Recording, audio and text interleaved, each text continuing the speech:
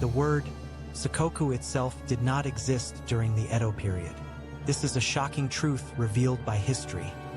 The concept of Sakoku was only established in the Meiji era. But then, in fact, an even more astonishing truth was hidden. Japan was never truly isolated. In this video, we uncover why the term Sakoku came into being, and how Japan remained connected to the world through its four gateways. Now, let's delve into that truth. The main feature will also detail the roles each of these gateways played.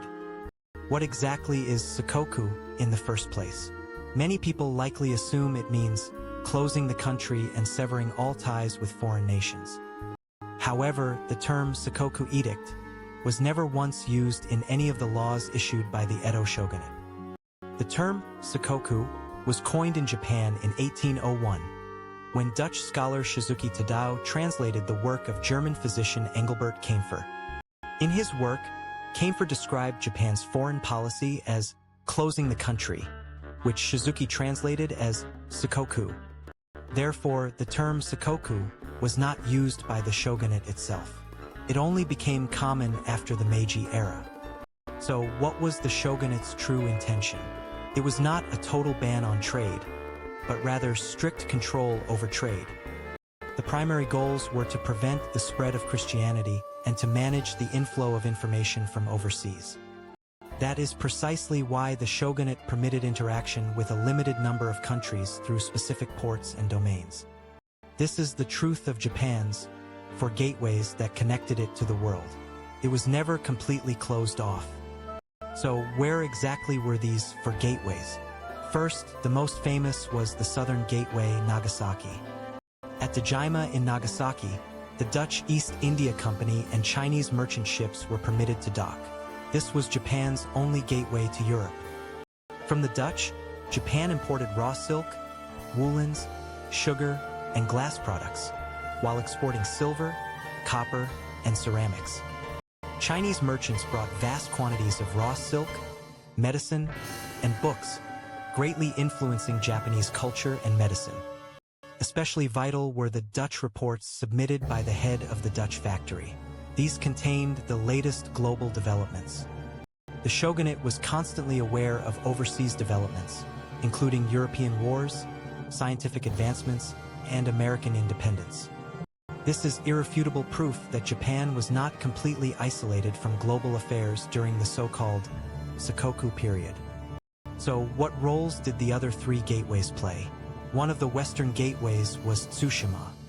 The Tsushima domain was entrusted with diplomacy and trade with Korea. Regular Korean envoys visited Japan, fostering vibrant cultural exchange. From Korea came knowledge of Confucianism and medicine, as well as ginseng, providing Japan with continental culture and information. Another western gateway was Satsuma. The Satsuma domain was connected to China through the Ryukyu Kingdom, which is present-day Okinawa. The Ryukyu Kingdom held a complex position, being under China's Qing tributary system while also subject to Satsuma domain's rule. Thus, through Ryukyu, Japan obtained the latest information from China and exotic southern products like sugar and medicinal herbs. The Satsuma domain reported information obtained from Ryukyu to the shogunate, making it another crucial source of overseas intelligence. So, what was the final gateway, the northern gateway, Matsumae? The Matsumae domain, located in Izoki, present-day Hokkaido, monopolized trade with the Ainu people. The Ainu people also traded with ethnic groups in Sakhalin and the Kamchatka Peninsula further north, creating an indirect connection with Russia. Thus, the Matsumae domain obtained information about the Russian Far East and valuable products like furs through the Ainu. Through these four gateways, it can be said that the shogunate established a multifaceted overseas intelligence network. It is well known that the head of the Dutch factory in Nagasaki made annual visits to Edo, reporting directly to the shogun on world affairs.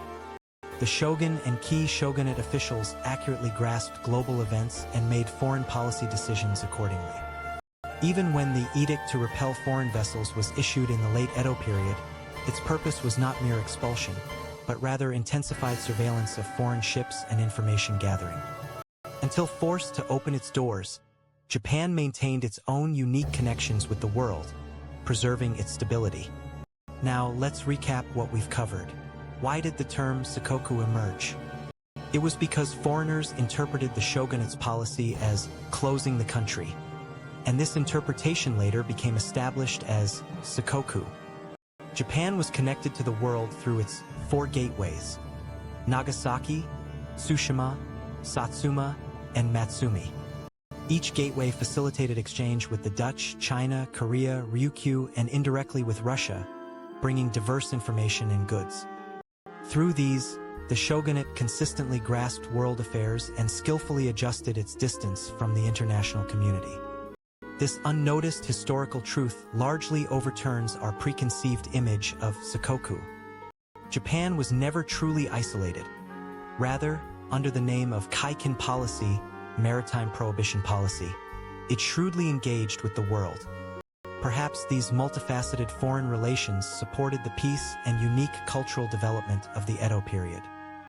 History still hides untold stories. Subscribe for more forgotten history.